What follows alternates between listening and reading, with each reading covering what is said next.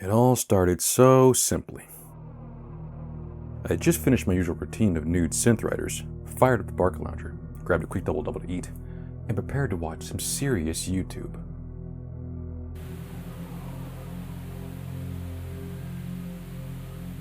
Little did I know, my day was about to be ruined by Tim. Think you're better than me with your beautiful long hair and your new thick mustache? You're mine!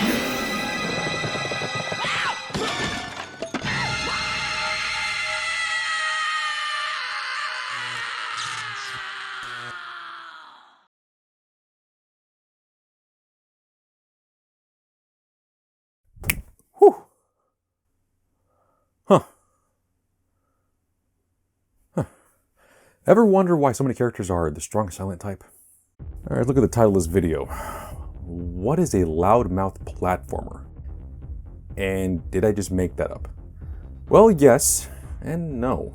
Yes, the name, I think, is my own creation, but anyone alive in the 90s knows this subgenre well. They're essentially mascot games, but actually a subgenre within that subgenre. Because when you think of game mascots, you think Crash Bandicoot, Banjo Kazooie, and even, duh, the Mario Brothers. But they do not make the cut here because, yes, while they do have a lot of things in common, they aren't loudmouthed. Crash is silent, outside of some death screams. Banjo and Kazooie don't really talk, and Mario has catchphrases and goes wahoo every time you jump. But in the grand scheme of things, he rarely speaks. Now, I'm honestly on the fence of whether Mario should be included or not. I mean, he does talk, but he's also not loudmouth. So, you know what? Let's make him the line. I don't know whether he's in it or he's not, but any game on the other side of him, well, you'll know concretely whether they're part of the subgenre or not by that point. So what other games are on the other side of that line? Well, these are the games where the character you play as, or even a narrator, will not stop talking. This can be during gameplay, victory screens, or even death screens. Cutscenes are fair game, but only if they're very plentiful, as the character walks about. Another gold standard is that the character talks unprompted. At that point, that is definitively in this subgenre. Another bit of criteria that I'm going to turn to a bit of a game here is if the game has an option to turn off the character's voice. Not the sound or the music, the voice by itself. Yeah, that's how loudmouth these games were. Some of the developers actually had to force it to include this option. So keep an eye for this little guy to let you know which games have this ability. So that's the criteria. Oh, and they also have to be a platformer, of course. But yeah, I grew up with these style of games, and looking back, the 90s were weird. I mean, I don't know what kind of market research they were running, but apparently all the companies got the same results back, which is players want characters who are just loud, obnoxious, annoying, and have the most weirdest sounding voices possible. But yeah, that's the 90s. But before we get to that, let's lay some groundwork. So, here's a history lesson. Platformers are some of the most popular and recognizable games thanks to the likes of Mario and Sonic. But what was the first one? Well, to find that out, we gotta look at the fact that platformers were not originally known as platform games. Instead, going off of the 1982 book, Video Invaders by Steve Bloom, they were called climbing games. And the first one of those was a game called Space Panic. Alright, let's check it out. Yep, this is definitely a climbing game. But how is this a platformer? There is no jumping. Well, if we're splitting hairs here, it's called a platformer, not a jumper. It's kind of cool to think about because, I mean, nowadays, if you see a platformer, you expect the character to be able to jump. But technically, yeah, this is definitely a platformer. They're the platforms. Released in 1980 by Universal, the game took inspiration from another game called wondeİğᴏʀʀɪғɪᴄrful, but just changed the perspective from top-down to a vertical stage of platforms and ladders. And yeah, that's pretty cool. Platformers were the result of someone wanting to see another game from a different perspective. So, Space Panic, that's a good starting point. But it's definitely not the one that made it a household name. You all know what game that is. In 1981, a new budding video game company was having a tough time getting a huge winner in the arcade. Also, their first arcade game, Radarscope, flopped hard.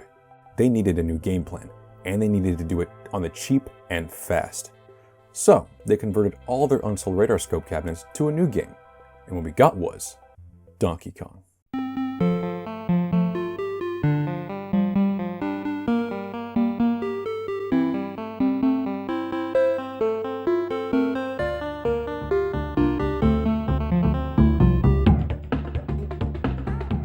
thanks to the likes of wondeģᴏʀʀɪғɪᴄrful and the new fresh-faced developer, Shigeru Miyamoto. Donkey Kong, while not the first of its kind, is definitely the origin point of what we know platformers as today. It was such a massive success that everyone and their mother has since ripped it off. But in a good way. DK was a huge hit and skyrocketed the company Nintendo into what they are today. And looking back, it's kind of amazing to see that it was a Hail Mary attempt to keep them afloat. Oh, and if that wasn't enough, a few years later they also made Super Mario Bros., solidifying the genre even more and making a template that every 2D platformer today follows like a blueprint. So, we got the platformer part down, but what about the loudmouth bit? Yeah, that one's going to be a little bit trickier. From the beginning, sounds have been a huge part of video games. It gave the player a sense of feedback to accompany the visuals. Imagine Pong without the ping each time the ball hits the paddle. Doesn't feel right, does it? So just like movies, sound was necessary. But a revolution in film were talkies. The first time filmgoers heard spoken dialogue in a movie was in 1927, in The Jazz Singer. Wait a minute, you ain't heard nothing yet. So when the hell was that moment in gaming? Well, to reach that point, we have to look to where video games are made. Computers. Like in the film War Games, computers are able to talk through voice modulators. How can it talk? It's not a real voice. This box just interprets signals from the computer and turns them into sound. Shall we play a game? Oh. Before the stream of voice-acted lines in games, games had to rely on voice modulators to create voices. Every kilobyte mattered, so using recorded audio files was out of the question. So, which games used this tech? The first commercially available example was the arcade game Berzerk. Released in 1980, the player was thrown into a maze area and forced to contend with killer robots that wanted the player dead. But these robots would also throw out threats as well. Intruder alert, kills a humanoid. This was the first time for many to hear a computer talk back to them, so it was fitting that the player was being threatened by said computer. Thanks to movies like Westworld, this definitely helped with the immersion. But while it was revolutionary, it wasn't a turning point that forced every developer to include voices in all video games, but it definitely got the ball rolling, and players didn't have to wait too long for it to come to home consoles. In 1982, the first home console to feature voices was the Intellivision, thanks to an add-on called the IntelliVoice. Mattel Electronics presents P-17 Bomb, a voice modulator system that connected to the console. Only a handful of games supported it, but it definitely was a neat experiment. Players could hear their games talk back to them, and it could even give instructions to beat said game. It definitely did a lot to immerse the player even further, but sadly, it was ultimately a failure. It only lasted a full year before the add-on was discontinued. So in hindsight, an electronic voice helping the player wasn't that interesting. Alright, well, what could a voice in a game do to really hook the consumer then? Well, how about scare the absolute shit out of them? Beware, I live. Okay, taking a note from Berzerk, 1983's arcade game Sinistar instead chose to terrorize the player non-stop. In the game, you pilot a ship around space, destroying asteroids and other ships to collect white crystals. With these crystals, you create bombs for the sole reason of killing the final boss. Said boss is the titular Sinistar, a giant enemy ship with a rather demonic-looking face. In the beginning of the game, Sinistar is not present, but once he reaches full power, he spawns and mercilessly hunts you down, all while insulting and taunting you. Nowadays, this may not seem like much, but back then, oh, who the hell am I kidding? This is terrifying now. I mean, this is pure nightmare fuel. The scream he does when he spots you and devours your ship in one go rivals any jump scare in Resident Evil. Also compared to the likes of Berzerk and the IntelliVoice, the voice clips sounded impressively crisp. Run, coward. And this is because it was not a voice modulator. It was actually recorded dialogue from a famous radio personality, John Dormus. That's right, this was recorded on a microphone, and then the audio was processed through a vocoder, which was common practice at the time for many pinball games. But this is the first time the tech was used for a full-blown digital video game. And while not 100% crisp like CD audio, the vocoder digital sound gave it a far more uncanny valley of the machines kind of vibe. Now this was more like it, and it finally made human speech a viable option for games out there. Not to mention, this is also the first arcade game to include stereo sound. So yeah, Sinistar was blowing some doors open. And thankfully, not long after that, the world would get another huge advancement in game technology, thanks to the wonders of Laserdisc. Don Bluth's Dragon's Lair hit arcades in the summer of '83, and was incredible to say the least. Every other game in the arcade looked like this, while here came the equivalent of a blockbuster movie in an arcade cabinet. Sure, it was merely just a series of QuickTime events, but it was still impressive. A fully animated, hand-drawn cartoon with CD-quality audio, and it definitely turned heads, and got people to line up to play or at least crowd around to watch that one kid beat it on one quarter because they knew the whole game already. A landmark for the arcade for sure, but also voice acting in gaming. To slay the dragon, use the magic sword! It was a smash hit, and thankfully we got a follow-up with Space Ace the same year, and a sequel, Dragon's Lair 2, eventually in 1981. So yeah, with 1983's Dragon's Lair, we have another milestone in the subgenre, and that should be the perfect bookend to the history of platformers and voices in game, right? Nope, still gotta narrow down which is the first game to have both aspects, you know, loudmouth, platformer. And thankfully you don't have to go that far because it's also '83, but yeah, where was it? The arcade? The IntelliVoice? No, it was on the Vectrex. What, you never heard of the Vectrex? Now yes, of course some of you have heard of it, but trust me, you are still in the deep minority there. For the rest of you, the 1980s were the Wild West when it came to home consoles. Unlike today where we honestly only have 3 options, back then anybody with some money could make and market their own console.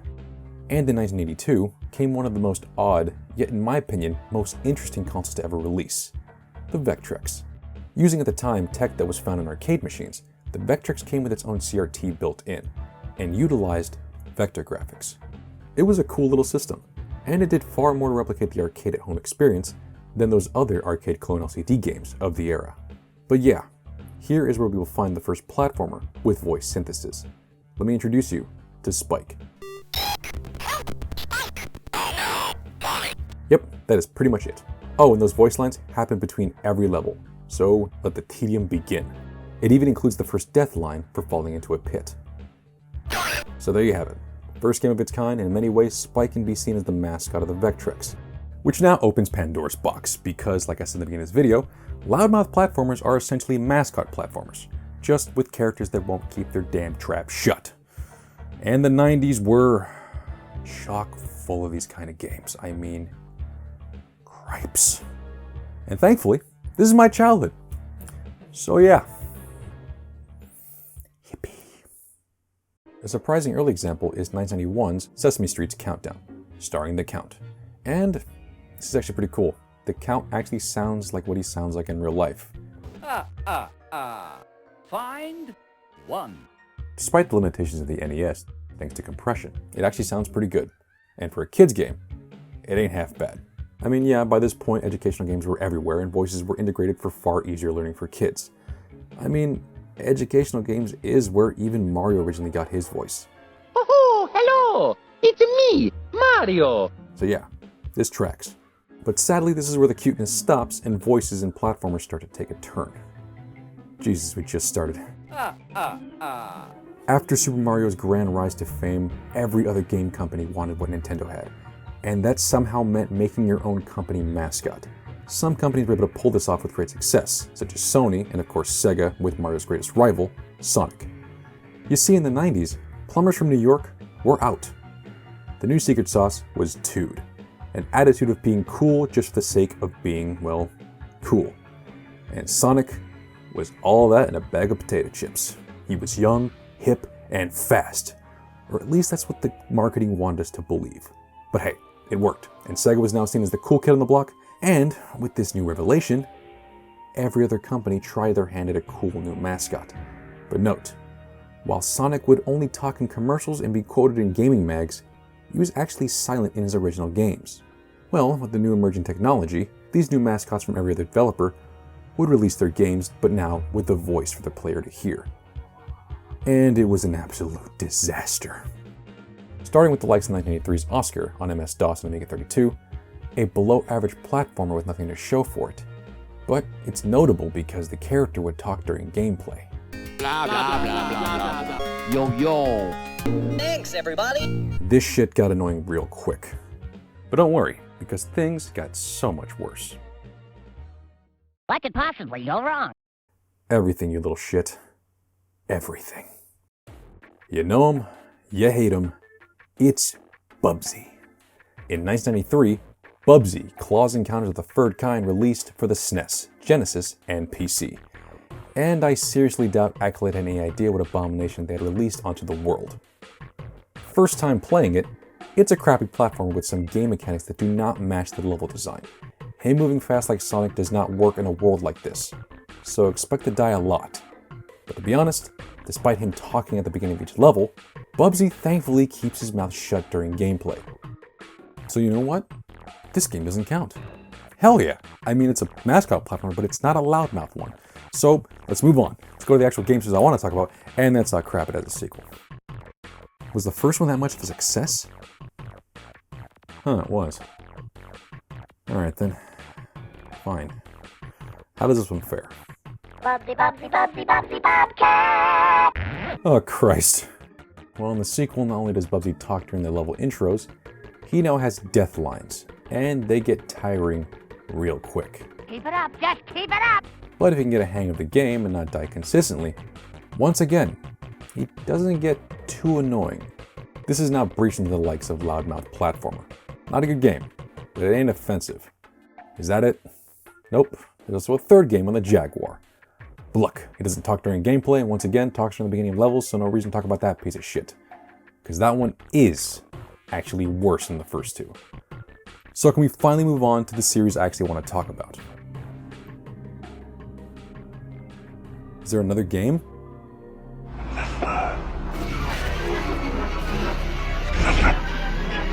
You must concentrate. One day when you're older, you'll understand. I tried so hard to forget, but I remember now. I remember. There's a fourth game, in 3D no less. By 1996, 3D platformers had become the new standard. Games like Jumping Flash, Croc, and Crash Bandicoot made the genre viable with some decent game mechanics. But you know what? The 3D revolution didn't start until Nintendo said it did. Super Mario 64 was a revelation, and is still to this day one of the best video games ever made. It perfectly brought the Mario universe into the third dimension, and video games in general owe so much to it. And it's truly an amazing game. I mean, the level design, the character design, this is everyone's childhood. Even if they grew up after the fact, they know of this game because everyone respects and admires Super Mario 64. I mean, what else can I say? I mean, the replay value was high. What was I talking about? Oh yeah, Loudmouthed platformers. Does this count as one? Well, Mario definitely talks this time around thanks to the wonderful work done by Charles Martinet. But I don't think it really counts. He has many voice lines for the many acrobatic stunts he pulls off for a New York plumber, but he never outright starts talking unless you leave him idle. And he starts to dream of food. Spaghetti. Ravioli. Definitely a Mascot platformer, but I wouldn't be so bold to call Mario a Loudmouth. So why am I talking about Mario? Ow, sorry. I just got caught up in talking about Mario 64 that I completely forgot I was talking about Bubsy. And yeah, why bring up Mario 64? Well, that's because that game came out in June of '96, whereas Bubsy 3D came out in November of the same year. So, there is no excuse for what you're about to see. To call this game bad would be an understatement. It perfectly quantifies everything that can go wrong with a platformer and voice lines in a game. First, let's look at the gameplay. This is atrocious. Again, Mario 64 was already out for 5 months, and nobody on the development team thought, hey, we can't release this. I mean, seriously, other games were canceled for far less. But no, instead they went ahead and got it on store shelves, and even had hacks write lies about this game in gaming magazines. Yeah, I'm pretty sure someone's palm was greased for this. Tank-style controls, sluggish movement, god-awful camera, ridiculous hit detection, and some of the worst level design I have ever seen ever. And I just don't mean mechanically, I also mean aesthetically. I mean just looking at these graphics is enough to dissuade anyone from playing. But oh no, this isn't even the worst part. Yeah, it gets worse. Instead of Bubsy only talking during death animations and the beginning of levels like previous games, now Bubsy won't shut up at all. Now, what would a platform game be without platforms? I wonder if there's any extra lives up there. And the voice lines here are painfully unfunny, to the point where I think the writer was trying to be an annoying prick. I knew I should have taken that left turn at Uranus! Now before I go any further, I do not blame the voice actress at all. This was a paycheck to her. She did not write the lines, nor did she program the game to keep repeating this crap over and over. So this ain't her fault. In fact, from the quality of the voice, she did exactly what she was instructed, and did so as a professional. She did her job. No, this blame falls squarely on the developers. And them thinking this is okay to do is insane. I mean, seriously, there is nothing redeemable about this game at all. I mean, the idle and death scenes are interesting, but just watch those on YouTube. It's not fun, and is a prime example of how not to make a 3D platformer back then, or especially today. Avoid this game at all costs. Trust me on this, because I grew up with this game, and I have no idea why I kept replaying it, or why I kept trying to beat it. This game is proof to me that kids don't know any better. They will play anything when they're bored. And with that, we're done talking about Bubsy. So yes, Bubsy 3D was the last game, and no, I don't even care. You know what, in my mind, it's the last game. That's it. I don't care if there's any freaking future sequels. I'm not talking about them. I'm not going to play them. I don't care.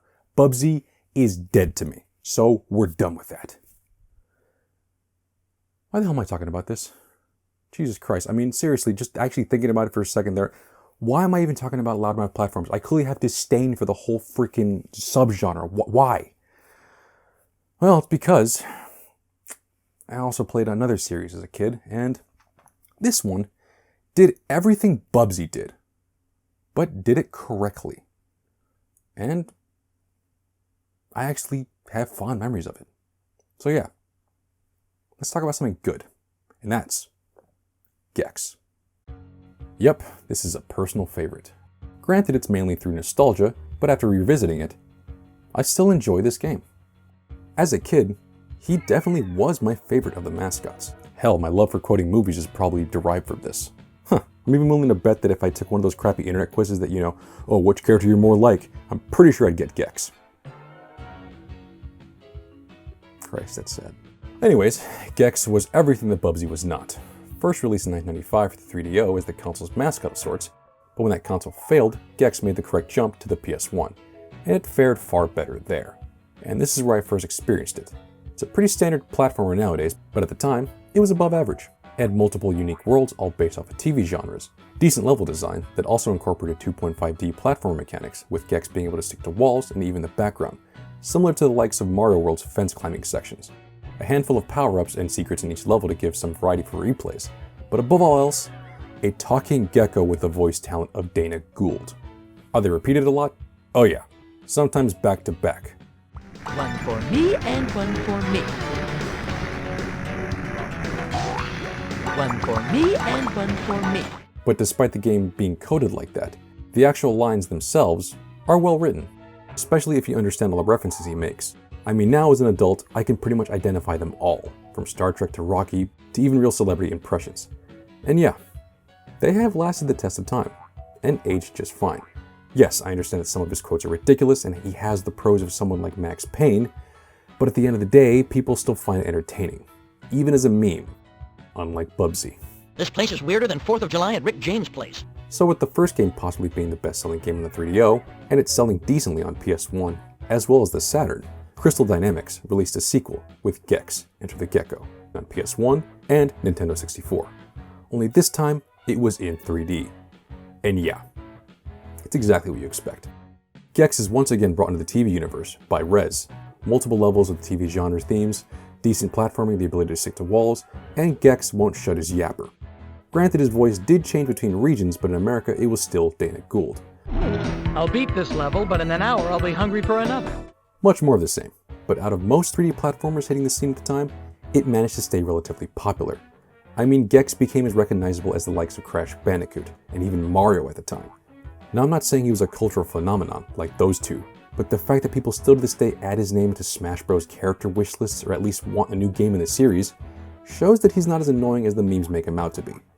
Thankfully, we did get one more game in the series with geX 3, Deep Cover Gecko, in '99. But by this point, the series did show a lack of innovation. And with the '90s coming to a close, it was time to let go of the Tood era, once and for all. I mean, they hired a Playboy Playmate of the Month to act as his love interest. And I mean full FMV acting, not just a simple voice role. They were definitely trying a little too hard by this point to keep him relevant. Regardless, geX 3 is probably the best in the series. With this raincoat, I make a perfect Sherlock Holmes. Or a Flasher. Each individual level had a unique theme, unlike 1 and 2, which had multiple levels sharing one. Each stage also had geX in a new outfit, matching his surroundings, and areas where he would gain abilities to turn the game into something a little bit different, such as a snowboarding section or riding around on a donkey. And on top of that, you now have the ability to unlock other characters, such as gex's butler, Alfred. All in all, the geX series is fondly remembered, and for me, it's still a gem to go back to for nostalgic reasons. And there you have it, the two shining examples, Bubsy and geX. The absolute worst, and in my opinion, some of the best the subgenre had to offer. And thanks to that, things definitely changed with the subgenre. Mostly for the good, but still some pretty bad. And with voice acting being far easier to implement in CD games, here came the era of licensed loudmouth platformers. And one of the first contributors to this subgenre is Disney. In the early years of the Super Nintendo and the Genesis, there was a slew of Mickey Mouse games, and most of them included voice clips. But not enough variety was in those clips to label them as loudmouthed. That all changed in the Y2K years, where Disney was the top of their game, and quality animated movies were coming out of the company like a printing press, as well as Pixar, proving to the world that they weren't just a one-trick pony. So on top of merchandising and selling Happy Meal toys, Disney was going full steam ahead with new video games. And some of them were very much loudmouth platformers. Their first notable game is Disney's Hercules, a 1997 action platformer for the PS1. In the later levels, they definitely slow down with the voice lines and stick to death sounds and enemy damage quips. But in the opening levels of this game, the player is bombarded with tons of voice lines from the narrator. Did I say bombarded? That's not right. What I meant to say was rewarded with the beautiful tones of Danny DeVito. Whoa, whoa, whoa, whoa, whoa, whoa. He's got to do it on his own. Come on, kid, concentrate. Use your head. Nice work. Excelente. Knock him, knock him, knock him. Woo, woo, woo. Easily my favorite part of the Hercules movie. And here, all of his quips are very effective in motivating the player, as well as entertaining the hell out of them. If Bubsy 3D was voiced by Danny DeVito, maybe I would give it another shot. Bullshit. Bullshit. Maybe. But yeah, if you haven't played this game, at least play the first level. You won't be disappointed.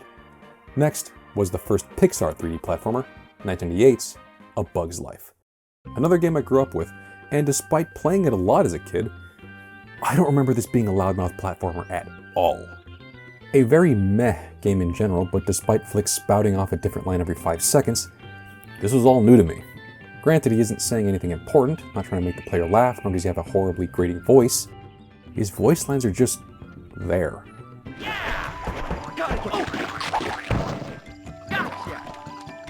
This I can use. Huh. I mean, like I said, the game ain't worth the time of day, but this proves that this doesn't have to be annoying in the slightest. But it also proves the point that this game didn't need voice lines. Well, it seems that Disney made a note of this, because the following years, games became less chatty than before. Well, except for Goofy's Funhouse.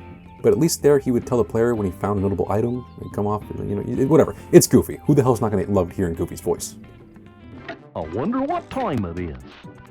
Holy crap, we are finally near the end of the 90s, and we have a perfect game to send us off here with. And not just because it's a loudmouth platformer, but because it's a perfect example of the Y2K era.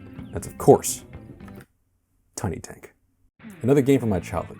And this is a game that sadly has been forgotten with time, because while it didn't learn the lesson of other games where less was more, it instead jam-packed every moment with talking. And you know what? It's actually entertaining, especially if you have a dark sense of humor. Now, of course, it was standard at this point. The titular Tiny Tank would spout off one-liners as he destroyed his enemies, and some of his lines were somewhat funny and a little annoying, but no, that's not what makes this memorable to me. Instead, for some odd reason, there was an in-game radio station. Predating GTA 3's radio, Tiny Tank would pick up radio broadcasts in each level. And because the setting was years after the machine uprising, it was full of dark humor and even spoof commercials set in the world. Oh, and the best part, it was all narrated by the game's main antagonist, Mutank. So not only did it have an added layer of dystopia, it also gave us some needed exposition. Don't run over air breathers unless they're in the way. Patience. All humans decay. And this ain't that lazy. I actually like it. It's creepy, it's drab, but there is some funny in there. And yeah, overall this game is actually pretty good. Some dated graphics by today's standards, but some solid platforming, some good 3D tank fighting. Oh, and I almost forgot to mention the cutscenes. Hi boys and girls, it's me, Tiny Tank! Cue the theme song. Tinky, Tinky, Clinky, Clanky, new from Centrex, Tiny Tank, America's lovable... Wait. Is that my theme song? Well, it hasn't been finalized yet. Wanky, wanky, tanky, tanky, what the is that? You're being difficult. You're being an... Yep, I still find that hilarious to this day. And here we are, the end of the 90s. So does that mean that we could finally put a fork in this subgenre? Look how much time is left in this video. Of course not. The 2000s was another freaking milestone in this goddamn genre. And who was the next huge freaking icon? I mean, it was the 2000s.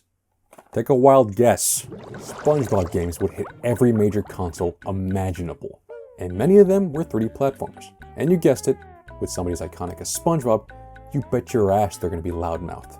But unlike the Toot era, voice lines were not just thrown around willy-nilly. SpongeBob wouldn't just start spouting one-liners for no reason. He'd be reacting, providing feedback to the player of when something was accomplished. While it's not the first, it definitely showed that by the PS2 era, designers understood that your characters didn't have to be annoying. With someone as big as SpongeBob, you definitely didn't want to annoy your fan base. There are tons of SpongeBob games, and I am definitely not going to go into each of them. Besides, it wasn't the new king in town. Yes, of course a slew of other loudmouth platformers were out there, like an Ed and Eddie game, another licensed game like Shrek, but now that we were in the 2000s, were there any new gaming mascots? Oh, there were plenty, but only one would be top dog in this subgenre. After the success of Crash Bandicoot, Naughty Dog moved on to a new series on the PS2, Jak and Daxter. And here's where the subgenre finally hit its apex. A mostly silent protagonist teaming up with a loudmouth sidekick went together like lamb and tuna fish. This place gives me the creeps! And trust me, it's a whole new experience when you're covered in fuzz! Daxter was an annoying character, but the fact that he was a sidekick made his persona far more entertaining, especially when things happened to him.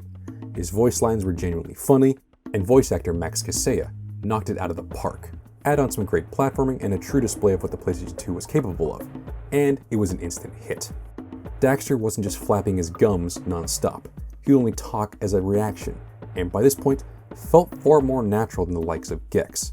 This went a long way because the series went on to make 3 more sequels that upped Daxter's dialogue, a combat racer, even a PSP spin-off that starred just him, appropriately just titled Daxter. And you know what? It's one of the best games on the PSP. Loudmouth characters do work, you just gotta give them some restraint, or at least some good writers. So what was next? I mean, Naughty Dog understood the genre perfectly, so much so that it helped them transition easily into their next huge series, Uncharted. Wait, does this count?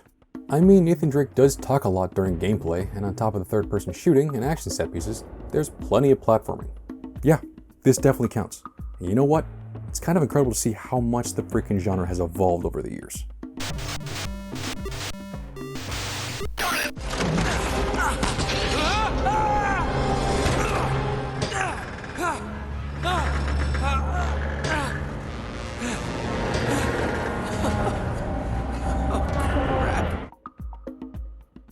And there you have it.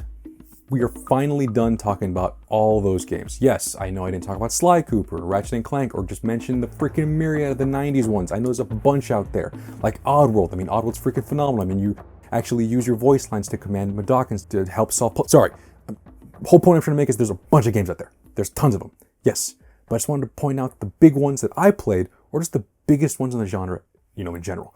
So yeah, that out of the way, let's now finish this off by talking about the best of the best. And yeah, this is going to be hard because how the hell am I going to choose the best here? I mean, yeah, I can choose the best platformer that happens to be Loudmouth, but that shouldn't fly here. I mean, if we're going to say that, I would just be cheap and just say, oh, Super Mario 64, you know, one of the Uncharted games. But no, instead I want to focus on the loudmouth aspect. So, which have the best quips, and which has the best writing overall? So with the first game, let's go with the former. I mean, for some of you, it's obvious. But for you non-PC people, it may not be. Duke Nukem. Now, some of you may think, that's a first-person shooter, that doesn't count. Wrong, sir. Wrong. Duke Nukem 1 and 2 are platformers.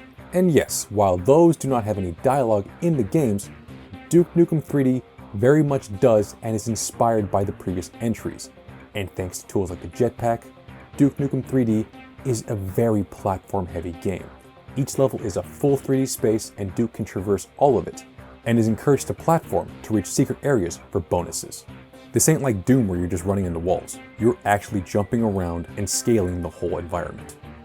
Now, while I'm not saying he's the best of the best character-wise, Duke Nukem should be commemorated for being one of the finest examples of voiceover in gaming in general. I mean, you've all heard his voice lines once before, and despite becoming a joke thanks to the likes of Duke Nukem Forever, in his heyday, he was considered one of the coolest game characters around. No way I'm eating this shit. Damn, I'm good. Holy shit. Voice actor John St. John was given free rein with the character, and his gruff bassy tones made for the perfect action hero. And despite 2011's Duke Nukem Forever sucking major ass, people still have love for this character, showcased by the fact that the original early 2000s build of Duke Nukem Forever was leaked online, and the community took it upon themselves to restore and finish it. He is a product of the Tood era, but in a way, Duke Nukem was able to surpass many of his contemporaries and became the pinnacle of the wisecracking protagonists. Hail to the king, baby. And if you're still in the camp that he isn't part of the platforming genre, Duke Nukem Manhattan Project should shut you up. For star power alone, Duke Nukem takes the cake for being the most iconic. But what about the most well-written? And well, with a company like Rare knee-deep in the genre, they already had this in the bag.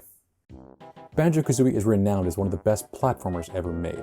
Hell, a lot of people argue that it's better than Mario 64. And in many regards, I can easily see that. I mean, perfect level design, great aesthetics, and controls that to this day can only be seen as perfect. But this is not the game I'm choosing for best of the best. I would make the argument for Banjo Tooie here, but in my eyes, both of these games do not count, because as stated before, developers began to catch wind that gamers did not want their protagonists to just be yammering all the time. So instead of the characters talking, their speech is replaced with mumbling. All of their dialogue is subtitled, but their speech is a mixture of grunts and vocalizations.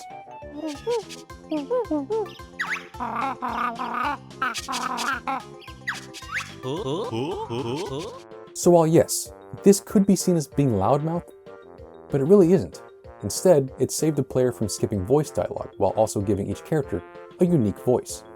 Now you may think that because it was an N64 game, this decision could be chalked up to being a technical limitation with the hardware. But it definitely wasn't that. My true pick disproves that completely.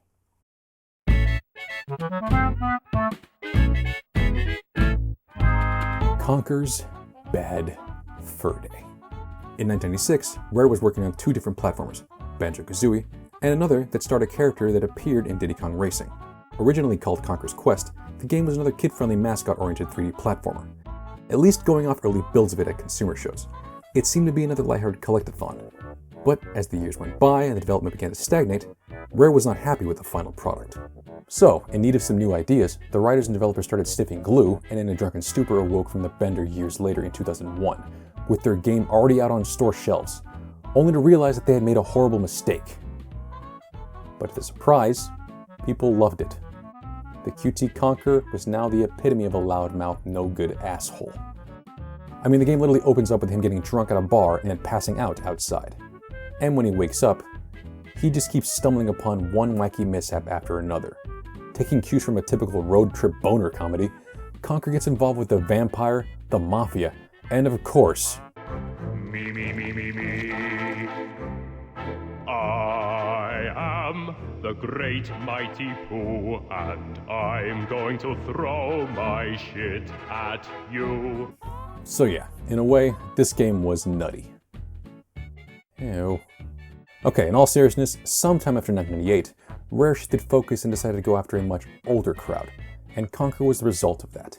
Conker's voice actor, Chris Seaver, originally started as an artist on the game, but it was thanks to him that the game became what it is today.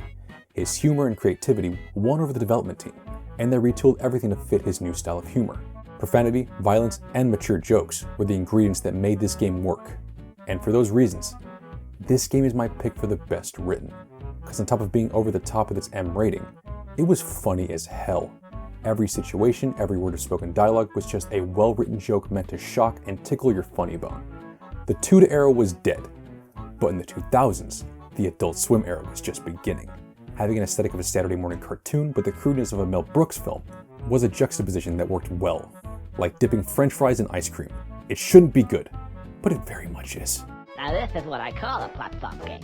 Conker's Bad Fur Day was sadly not a smash hit at first, more of a slow burner. But this wasn't because the game wasn't good. No, the platforming was at the standard of Banjo Kazooie, and the writing makes it one of the funniest games ever made. It was just that nobody expected this to come out on the Nintendo 64.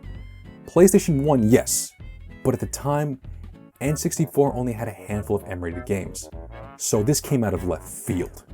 Even if you feel you are too mature for this style of humor, I can guarantee that you at least get a chuckle out of it. It is a cult following for a reason, and even though Rare is a husk of its former self, people still hold out hope for a follow-up worthy of the original. Ugh. This gate gets worse and worse by the minute.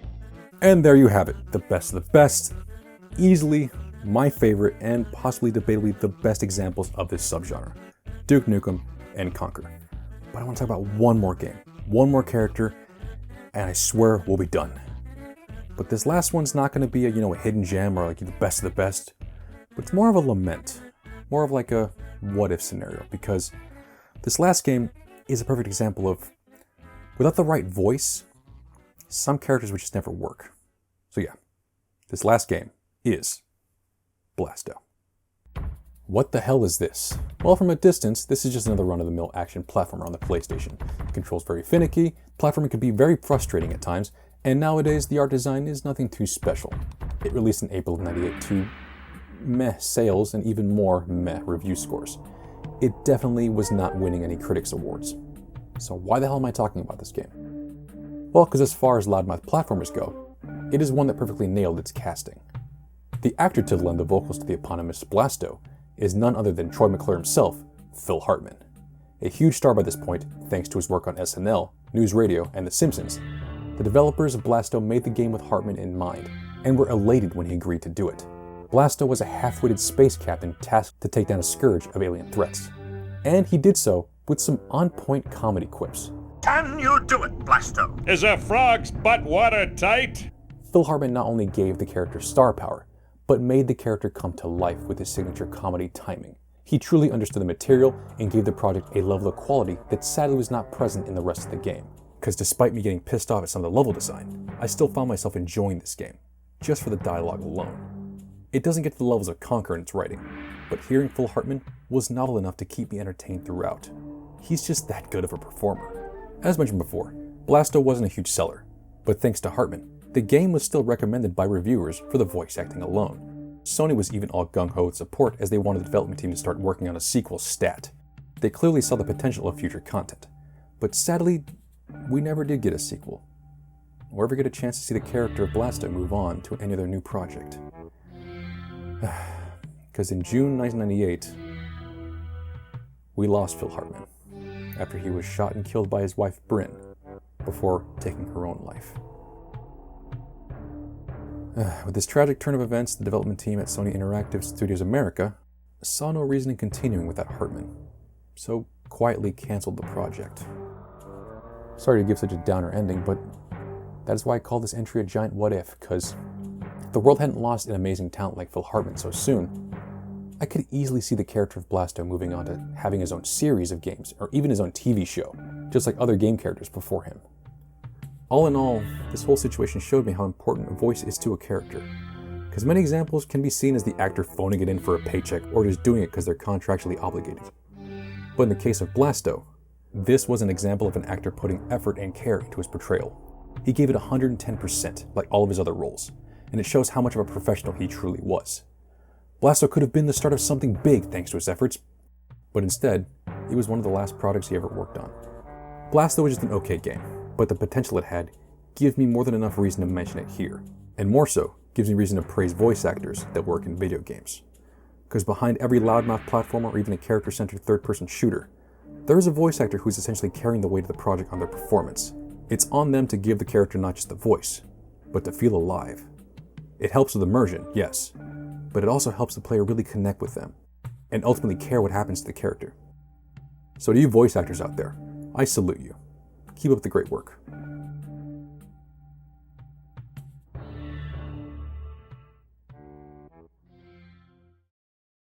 Well, that's the video. And yeah. Now, was this whole video just an excuse for me to talk about Gex? I mean, it kind of was. I mean, seriously. I mean, I want to talk about Gex for the longest time, and I don't want to make just a video review on the game because everyone's already done that. But I also wanted to point out there are a lot of games like this. I mean, seriously, I don't really care that if the term loudmouth platformer doesn't catch on.